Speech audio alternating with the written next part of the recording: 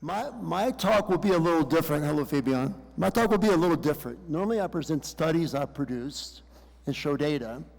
But today, I'm going to give you a futuristic vision of where we may be going in the next decade or two. How many people in the room were born after 1985? After. So a lot of you will see a lot of these things come to fruition. I probably won't see most of them. The last thing I'm going to talk about at the end of this talk is my current research that's just kicking off. I think it may change the world, or it may not work. We'll find out. So that's the only research I'm going to show you is really what we're doing. We have no results yet.